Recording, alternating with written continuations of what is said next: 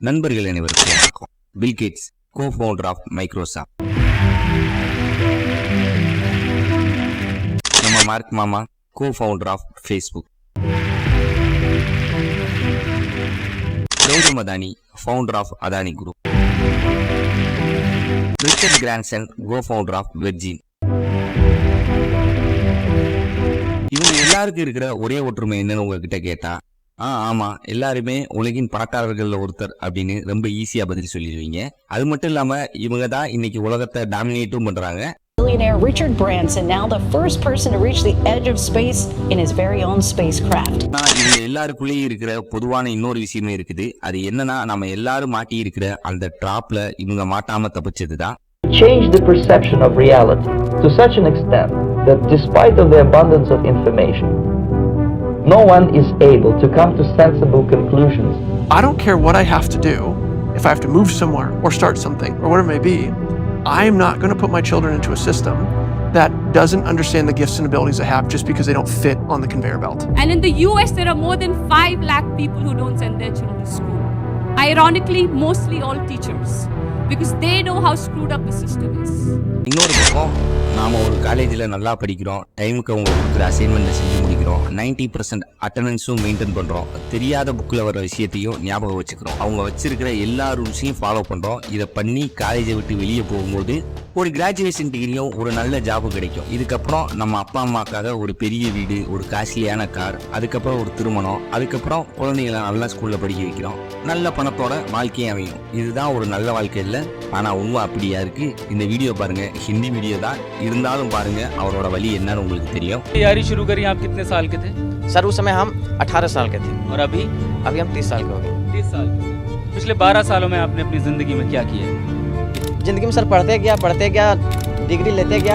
मैंने 3 सब्जेक्ट में post graduate किया, बीएड किया, सीटेट क्वालिफाइड है, नेट क्वालिफाइड है सर। 15 வருஷம் மெனக்கடலுக்கு அப்புறம் ஒரு டிகிரி வாங்குறோம். ஆனா நம்ம யாருக்கும் தெரியாது வேலை அவ்வளவு ஈஸியா இங்க கிடைக்காதுன்னு. அதுக்கப்புறம் நிறைய இன்டர்வியூக்களையும் அட்டன் பண்றோம், நிறைய நிராகரிக்கவும் படுறோம். அப்போ கூட உலகம் நம்மளை வச்சு விளையாடுது அப்படிங்கிற விஷயம் நமக்கு தெரியவே தெரியாது. देखते हैं हम लोग को बहुत हीन भावना से, परिवार रिश्तेदार वाले उतने बात नहीं करते सर। और मैं 2 साल से गाँव में भी नहीं गया अभी तक। दुख है सर, क्या बोलूँ।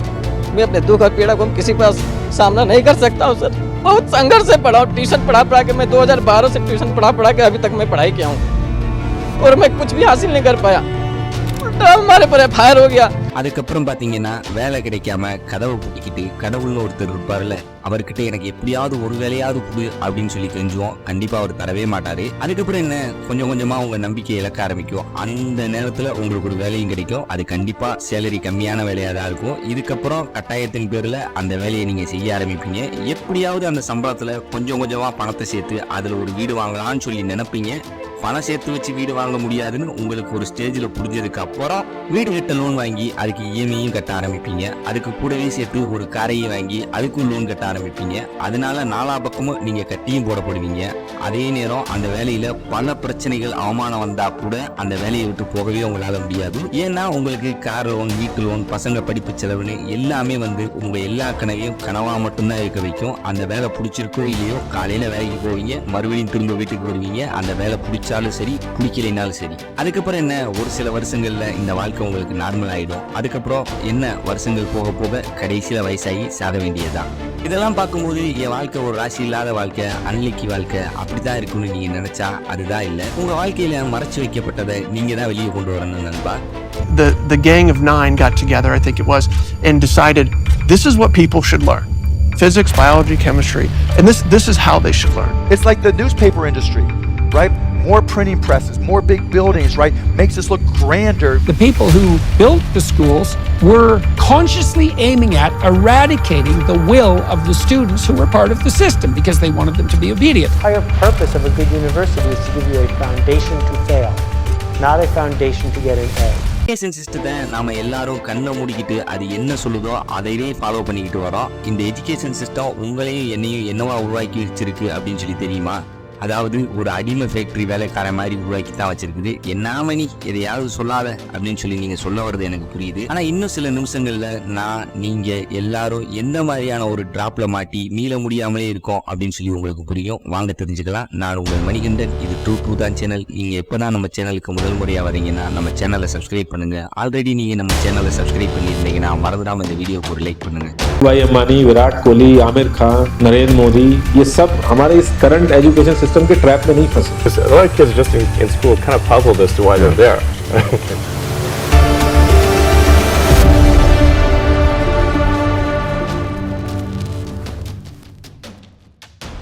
Chapter 1. Formation of education system. 1806 Napoleon படைகளுக்கு போர்ஷிய படைகளுக்கு இடையில போர் நடந்துச்சு. இந்த போர்ல என்னதான் சிறந்த போர்ப்படை வீரர்களை பொர்ஷியா வச்சிருந்தா கூட அதுல தோத்துதான் போச்சு. அது மிகப்பெரிய அதிர்ச்சியும் கொடுத்துச்சு பொர்ஷிய தலைவர்களுக்கு. இவ்வளவு பெரிய ராணுவம் எப்படி தோத்துச்சுன்னு அதுக்கப்புறம் தான் அதுக்கான காரணம் தெரிஞ்சிச்சு. பொர்ஷிய ராணுவம் தன்னோட தலைவரோட கட்டுப்பாட்டுல இல்லாம தன்னிச்சையாவே சில முடிவுகளை எடுத்ததுதான் அப்படின்னு. அதே நேரம் நெப்போலியனோட ராணுவம் நெப்போலியன் சொன்னதை தவிர வேற எதையுமே பண்ணல. இதோட விளைவா பொர்ஷியா தன்னோட நிலத்துல பாதிக்கு மேல நெப்போலியனுக்கு தர வேண்டியதாச்சு. அதுபோக ஒரு ஒப்பந்தமும் கையெழுத்தாச்சு. அப்பதான் பொர்ஷியன் தலைவர்கள் ஒரு முடிவு எடுத்தாங்க, இது மாதிரி இன்னொரு முறை நடக்கவே கூடாது. நம்ம எல்லாருக்கும் பாத்தீங்கன்னா தோணக்கூடியது ஒன்னே ஒண்ணுதான், தனி மனித சிந்தனையும் அறிவையும் எப்படி தடுக்க முடியும். பொர்ஷிய தலைவர்கள் ஆய்வு மற்றும் யோசனைக்கு பின்னாடி ஒரு ஐடியா தோண்டு அதை இம்ப்ளிமெண்ட்டும் பண்ணாங்க. அதாவது ஒரு சிஸ்டத்தை உருவாக்குனாங்க. அது எந்த மாதிரி சிஸ்டம்னா, நாம என்ன சொல்றோமோ அதை மட்டும்தான் இந்த சோல்சஸ் பண்ணணும். அதை எப்படி பண்ண வைக்கிறது, அதுக்கு ஒரே ஒரு வழிதான் இருக்கு, அவங்க மூளையை கண்ட்ரோல்ல வைக்கிறதா. அதுபோக அந்த மூளைக்கு நல்லது மற்றும் கெட்டது பத்தி எதுவுமே அந்த மூளை யோசிக்க கூடாது. இதோட விளைவா தான் ஒரு எஜுகேஷனல் சிஸ்டம் அவங்க கிட்ட உருவாக்கப்பட்டுச்சு. அதாவது 8 வருஷ எஜுகேஷன் சிஸ்டமா அது உருவாக்கவும் பட்டுச்சு. அதுல 5 வயசுல இருந்து 13 வயசு வரைக்கும் இருக்கிற எல்லாருமே அதுல இணைஞ்சாகணும் அப்படின்னு சொல்லி கட்டாயமாக்கப்பட்டுச்சு. இதோட சோல் பர்பஸ் என்னவா இருந்துச்சுன்னு தெரியுமா? Prussians produced a universal education system in the late 1800s because they were afraid they were losing military superiority and they wanted to produce a cadre of mindless, obedient soldiers. That was expressly the purpose. வரக்கூடிய தலைமுறையை இந்த மாதிரியான transform பண்ண ஆரம்பிச்சாங்க. அதாவது கீழ்ப்படிஞ்ச மற்றும் தங்களோட சுப்பீரியரோட ஒவ்வொரு வார்த்தையும் பின்பற்றக்கூடிய, எந்த ஒரு கேள்வியும் திருப்பி கேட்காத சமுதாயத்தை உருவாக்குனாங்க. இந்த 8 வருஷ எஜுகேஷன் சிஸ்டம் மூலியமா இவ்வளவுதான் படிக்கணும், இவ்வளவுதான் தெரிஞ்சுக்கணும் அப்படின்னு சொல்லி முடிவு செய்யப்பட்டுச்சு. அதுவும் அவங்களோட சுப்பீரியர் சொல்லக்கூடிய புத்தகங்கள் மூலியமா மட்டும். பொர்ஷியன் லீடர்ஸ் அதுல இருந்து எந்த மாதிரியான ரிசல்ட்டை எதிர்பார்த்தாங்களோ அதே மாதிரியான ரிசல்ட்டை தான் கொடுத்துச்சு. அதுபோக அவங்க உருவாக்குற அந்த சிஸ்டம் மூலியமா அவங்களே மாட்ட போறாங்கன்னு அன்னைக்கு அவங்களுக்கு கண்டிப்பா தெரியல. அதுபோக அதே சமயத்துல இந்த உலகத்துல இன்னொரு விஷயமும் மிகவும் வேகமா உருவாக ஆரம்பிச்சிச்சு. 1760 இருந்து 1840 வரைக்கும் இண்டஸ்ட்ரியல் ரெவல்யூஷன் ரொம்ப பீக்ல இருந்துச்சு. உலகத்தோட எக்கனாமிக் ரொம்ப வேகமா வேற ஒரு இலக்கு நோக்கி பயணமாச்சு. அது வரைக்கும் பாத்தீங்கன்னா மக்கள் விவசாய விளைபொருட்களையும் தங்களோட கைகளால் செய்யப்பட்ட பொருட்களையும் வச்சு மட்டும் வருமானம் பார்த்துக்கிட்டு இருந்தாங்க. அதுக்கப்புறம் தான் உலகத்தை இயந்திரங்கள் கட்டுப்படுத்த ஆரம்பிச்சிச்சு. ஒரு மனுஷன் தன்னோட கையால ஒரு மாசம் முழுக்க பண்ண முடியாத பொருட்களை கூட இந்த மிஷின்கள் ஒரே நாள்ல பண்ணி முடிச்சிச்சு. ஆனா இதுல ஒரு சிக்கல் இருந்துச்சு. அதுதான் அந்த ஃபேக்டரிகள்ல வேலை பார்க்க ஆளுங்கிறது ரொம்ப ரொம்ப குறைவா இருந்துச்சு. அது வரைக்கும் பாத்தீங்கன்னா மக்கள் எல்லாருமே விவசாயம், அதுபோக கைவினை பொருட்கள் மாதிரியான பொருட்கள்ல இருந்து வரக்கூடிய வருமானத்தை வச்சும் சின்ன சின்ன பிசினஸ் பண்ணியும் அதுல இருந்து வந்த வருமானத்தையும் முழுசா அவங்களே எடுத்துக்கிட்டு இருந்தாங்க. இவங்க எப்படி இது எல்லாத்தையும் விட்டுட்டு ஒரு ஃபேக்டரிக்கு வேலைக்கு வருவாங்க? ஆனா வர வைக்கணும். அதுக்கான சொல்யூஷன் தான் என்ன? அந்த நேரத்துல பொர்ஷியன் எஜுகேஷன் சிஸ்டம் அதோட ரிசல்ட் மூலியமா மேல உட்கார்ந்து இருந்தவங்க வரைக்கும் சென்றடைஞ்சிருந்துச்சு. உலகின் மொத்த நாடுகள் எல்லாமே தங்களுக்கு ஏத்த மாதிரி பொர்ஷியன் எஜுகேஷன் சிஸ்டத்தை மாடலா எடுத்துக்கிட்டு உருவாக்க ஆரம்பிச்சாங்க. இந்த வாட்டி இதோட சோல் பர்பஸ் என்னவா இருக்கும்? அது வேற ஒண்ணும் இல்ல, அடுத்த ஜெனரேஷனை எப்படி தயார் பண்ணணும்னா அவங்களோட கிரியேட்டிவிட்டியை அழிச்சு அவங்க மூலையில பணத்தை சம்பாதிக்கணும்னா அதுக்கு ஃபேக்டரிகள்ல வேலைக்கு போகணும், அதுவும் லேபரா அப்படின்னு சொல்லி ஏத்தப்பட்டுச்சு. Corporate types mostly who wanted to produce cadres of obedient workers. And that's why the desks are in rows, and that's why there's factory bells, and that's why it's top-down leadership. அவங்க நினைச்ச மாதிரியே இங்க எல்லாமே மாற்றப்பட்டுச்சு. அது வரைக்கும் விவசாயம் மற்றும் சின்ன சின்ன தொழில் பண்ணி சம்பாதிச்சுக்கிட்டு இருந்த மக்களோட குழந்தைகளோட மூளைகள் அவங்க நினைச்ச மாதிரியே பிரெயின் வாஷ் பண்ணப்பட்டு அவங்க படிப்பு படிச்சு முடிச்சு பட்டம் வாங்கினதுக்கு அப்புறம் அவங்க பணம் சம்பாதிக்க அவங்க முன்னாடி இருக்கக்கூடிய ஒரே வழி அவங்க ஒரு ஃபேக்டரி மாதிரியான இடத்துக்கு வேலைக்கு போகணும். இதுக்கப்புறம் லேபர் பற்றாக்குறை அப்படிங்கிற விஷயம் குறைய ஆரம்பிச்சிச்சு. அந்த சமயத்துல நம்ம இந்தியா பிரிட்டிஷ் கீழே இருக்கும்போது அவங்களுக்கு இருந்த ஒரு மிகப்பெரிய பிரச்சனையே இல்லைன்னா இவ்வளவு மிகப்பெரிய நிலப்பரப்பை கண்ட்ரோல்ல வைக்கிறது அவ்வளவு சாதாரண விஷயம் இல்லை. 1835 தாமஸ் பி மெக்கலே, இவரை பத்தி நம்ம ஸ்கூல்ல கண்டிப்பா படிச்சிருப்போம். லார்ட் மெக்கலேங்கிற பேரு, அதாவது கடவுள் மெக்கலே. இப்ப யோசிச்சா கூட சிரிப்பு தான் வருது. அவர் ஒரு ப்ரொபோசல் ஒன்று தயார் பண்ணாரு, அதாவது இந்தியால இங்கிலீஷ் எஜுகேஷன் கொண்டு வரதை பத்தி. அந்த நேரத்துல லார்டு வில்லியம் பெட்டி ஈஸ்ட் இந்தியா கம்பெனியோட கவர்னர் ஜெனரலா இருந்தாரு. அவரு இங்கிலீஷ் எஜுகேஷன் ஆக்ட் 1835 இம்ப்ளிமெண்ட் பண்ணாரு. மறுபடியும் இந்தியாலையும் கொர்ஷியன் எஜுகேஷன் சிஸ்டம் மாதிரியே ஒரு எஜுகேஷன் சிஸ்டமும் உருவாக்கப்பட்டுச்சு. ஆனா இதுல சிரிக்கக்கூடிய இன்னொரு விஷயம் என்னன்னா, நம்ம ஆளுங்க இன்னைக்கு வரைக்கும் என்ன நினைக்கிறாங்கன்னா, பிரிட்டிஷ்காரங்க நமக்கு நல்லது தானே பண்ணாங்க, படிக்கிறதுக்காக இங்கிலீஷை கொடுத்துட்டு போயிருக்காங்கல்ல. ஆனா அதே லார்டு மெக்கலே என்ன சொல்லியிருக்காரு அப்படிங்கிற விஷயத்தை நீங்களே கேளுங்க. Education should create a class of persons, Indian in blood and color, but English in taste, opinions, in morals and in intellect. அதுக்கப்புறம் அவங்க கொஞ்சம் கொஞ்சமா அவங்க திட்டத்தை செயல்படுத்த ஆரம்பிச்சாங்க. சின்ன சின்ன ஆபீஸ்கள்ல இருந்து ஆர்மி வரைக்கும் அனைத்து இடங்கள்லயும் இந்தியர்கள் பணியில் அமர்த்தப்பட்டாங்க. அதாவது பிரிட்டிஷ்காரங்க இந்தியர்களை வச்சு இந்தியர்களை அடிமைப்படுத்தினாங்க. அதாவது இந்தியர்களை பிரிட்டிஷார் எப்படி பிரெயின் வாஷ் பண்ணியிருந்தாங்கன்னா, அவங்களுக்கு சேவை செய்யறது தனக்கான கடமை அப்படிங்கிற மாதிரி. இதை கேட்கும்போது பிரிட்டிஷ்காரங்க எவ்வளவு மூலக்காரங்க இல்ல அப்படின்னு சொல்லி உங்களுக்கு தோணுதுல. அதான் சுதந்திரம் வாங்கி 70 வருஷம் ஆச்சுல, எல்லாம் நல்லா தானே போகுது அப்படின்னு சொல்லி இதை பத்தி யோசிக்கும் போது சிரிச்சிட்டு சாதாரணமா கடந்துருவோம்ல நம்ம எல்லாமே. சாப்டர் 2, த அன்நோட்டிஸ்ட் ட்ராப். நீங்க பிறந்ததுக்கு அப்புறம் இல்ல பிறக்கிறதுக்கு முன்னாடி உங்க அப்பா அம்மா மனசுல முதல்ல என்ன யோசிச்சிருப்பாங்க? அதாவது நம்ம பிள்ளைய ஒரு பெரிய ஸ்கூல்ல படிக்க வைக்கணும். அதானே இன்னைக்கு நம்ம நாட்டில் இருக்கிற ஸ்கூல் மற்றும் காலேஜ்ல எஜுகேஷனுக்கான இடங்கிறது குறைஞ்சி ஸ்டேட்டஸ்க்கான இடம் அப்படிங்கறத மாறிக்கிட்டே போகுது.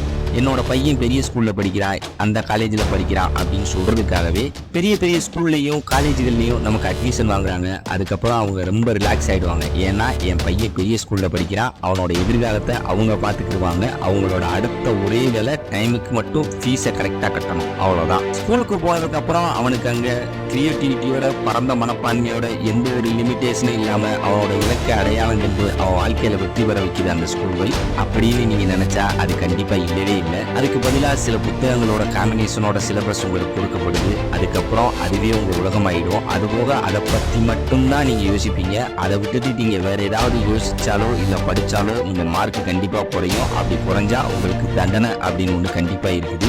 எப்பயாவது உங்க அப்பா அம்மா இல்ல நாமளே அப்பா அம்மா ஆனதுக்கு அப்புறம் நம்ம பையனுக்கு அவன் படிக்கிற இந்த ஸ்கூல், காலேஜ் இல்ல ட்ரைனிங் இன்ஸ்டியூட் நம்ம பையனுக்கு என்ன கத்துக்கிறது, உண்மையாவே நம்ம பையனுக்கு எதிர்காலம் பிரைட்டா இருக்கா, உண்மையாவே நம்ம பையனுக்கு இதை படிக்க பிடிச்சிருக்கா அப்படின்னு யோசிச்சிருப்பீங்களா இல்ல யோசிச்சிருப்பாங்களானா அது கண்டிப்பா இல்லவே இல்லை.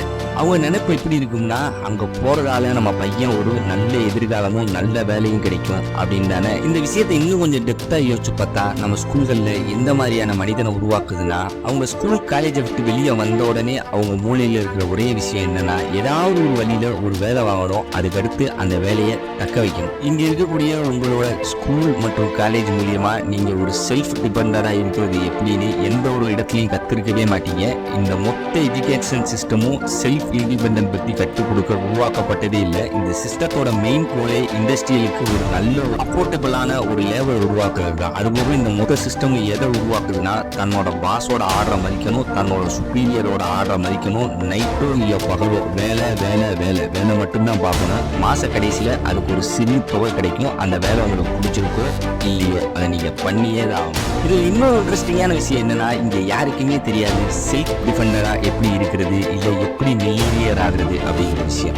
என்ன பண்ண மில்லியனியர் ஆனாதானே செல்ஃப் டிபெண்டராகவே இருக்க முடியும். நீங்க செல்ஃப் டிபெண்டரா மாறினீங்கன்னா கண்டிப்பா படிக்க மாட்டீங்க, எந்த ஒரு ஆர்டரையும் ஃபாலோ பண்ண மாட்டீங்க. அதுபோக எது சொன்னாலும் அதை எதிர்த்து கண்டிப்பா கேள்வி கேட்பீங்க. தப்பான விஷயங்களை எதிர்த்து அதுக்காக உங்க குரலை உயர்த்துவீங்க. ஆனா நீங்க தான் எப்பவுமே அந்த டிராப்பை புரிஞ்சுக்கிற போறதே இல்லையே. ஆனா இதுல இன்னொரு மிக மிக இன்ட்ரெஸ்டிங்கான விஷயம் என்ன அப்படின்னு சொல்லி பாத்தீங்கன்னா, இந்த டிராப்பை பத்தி நீங்க புரிஞ்சுக்கிற வயசு வரும்போது நீங்க எல்லாத்தையும் கடந்து இருப்பீங்க. அந்த டிராப் புரிஞ்சா கூட உங்களால எதுவுமே பண்ண முடியாது. ஏன்னா அது ரொம்ப ரொம்ப லேட் ஆயிடுச்சு. கடந்த 10-20 வருஷமா இந்த சிஸ்டத்தை ஃபாலோ பண்ணி பண்ணி உங்க மூளை உங்களை அறியாமலே பிரெயின் வாஷ் ஆக்கப்பட்டிருக்கு. அப்படி அதை நீங்க புரிஞ்சுக்கிட்டா கூட உங்களால அதை விட்டு வெளியே வரவே முடியாது. ஏன்னா நிறைய பேருக்கு நீங்க பொறுப்பேற்றிருப்பீங்க, உங்க குழந்தை, உங்க மனைவி, உங்க அப்பா அம்மா எல்லாருக்காகவும். இந்த டிராப்ல மாட்டி நீங்க சில லட்சங்களை உங்க ஸ்கூலுக்கும் சில லட்சங்களை உங்க காலேஜுக்கும் செலவழிச்சிருப்பீங்க. இது எல்லாமே வெறும் 20,000 ரூபாய் சம்பளம் வாங்குறதுக்காக.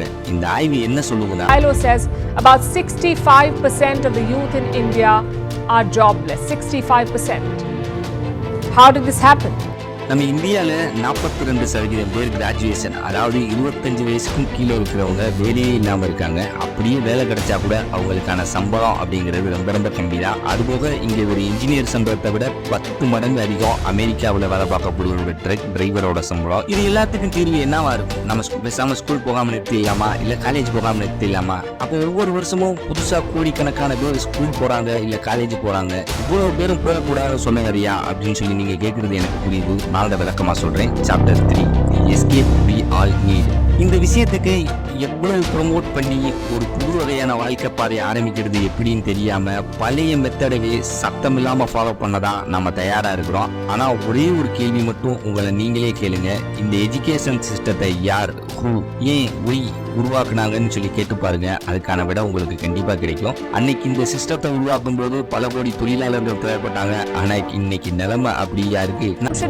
You crack the IIT and you're set for life. A big pay package awaits you, perhaps not anymore. The news coming out of the IITs is worrying. In the Bombay campus, 36% students are yet to be placed. We're talking about the best engineering college in India. Last year was more of the same. We looked at other IITs too. In the Delhi campus, 40% students were not placed in 2023. In Kanpur, 31% are yet to be placed. நாளைக்கு இதே சிஸ்டத்தை follow பண்ணி மிலோ average life வாழ்ந்து இறந்து போவீங்க. இல்ல தங்களோட பசங்களுக்காக சில சொத்துக்களை மட்டும் சேர்த்து வச்சு இறந்து போவீங்க. ஒரு சிலர் மட்டும் இதை ஃபாலோ பண்ணியும் கோடீஸ்வரன் ஆகுறாங்க. இங்க இருக்கிற நீங்க, நான் எல்லாருமே பயத்தோட மட்டும்தான் நம்ம வாழ்க்கையை வாழ்ந்துகிட்டு இருக்கோம். நம்மளோட செல்ஃப் ரெஸ்பெக்டை ஓரமைச்சிட்டு நம்ம சுப்பீரியர் சொல்றாங்க அப்படின்றதுக்காக கேட்டுக்கிட்டு அவங்க சொல்றத வாய்மொழியும் அமைதியாகவும் கேட்டுக்கிட்டு இருக்கோம். அந்த வேலை பிடிச்சாலும் சரி, பிடிக்கலைனாலும் சரி. நமக்கு முன்னாடி 2 வழி இருக்கு. ஒன்னு ரியாலிட்டியை புரியாம இந்த டிராப்ல சிக்கிட்டு அதே டிராப்ல நம்ம பசங்களையும் மாட்டி விட தயாராகிறோம். இன்னொரு வழி, அந்த வழியை நாம தான் உருவாக்கணும், நாம தான் கண்டுபிடிக்கணும். என்னன்னா என்ன பண்ணலாம், எத்திக்கலான வழிகள்ல நமக்கு தேவையான பணத்தை சம்பாதிக்க என்ன வழி அப்படின்னு சொல்லி கண்டுபிடிக்கிறது. அதுக்கு காலேஜில் வாங்குற டிகிரி தான் முக்கியம் இல்ல. அதுபோக நீங்க வாங்குற அந்த பேப்பர் ஒன்றும் உங்க திறமையை சான்றளிக்காது. நேரம் மாறிக்கிட்டே இருக்குது. நீங்க எந்த திறமையும் கத்துக்கிறாம காலேஜுக்கு ஏன் பல லட்சங்களை செலவழிக்கணும்? அதுபோக அதுக்காக ஏன் 5-6 வருஷத்தை வேஸ்ட் பண்ணணும்? உங்களுக்கு பிடிச்ச மிகவும் திறமை வாய்ந்த பல கோர்ஸுகளை உங்க இஷ்டப்படி குறைஞ்ச செலவுல நீங்களே ஆன்லைன் கோர்ஸ்களை கத்துக்கவும் முடியும். அதே நேரம் அந்த திறமையை நீங்க மேலும் வளர்க்கறது மூலியமா நீங்களே உங்க வருமானத்தை பெருக்க முடியும். இனி உங்க குழந்தைகளை பள்ளிக்கு அனுப்புங்க, காலேஜுக்கு அனுப்புங்க. ஆனா எப்பவுமே அவங்கள மார்க் எடுக்கிற மிஷினா மட்டும் மாத்தவே மாத்தாதீங்க. இந்த உலகத்துல வெளியே கத்துக்கிற நிறைய விஷயங்கள் இருக்குது.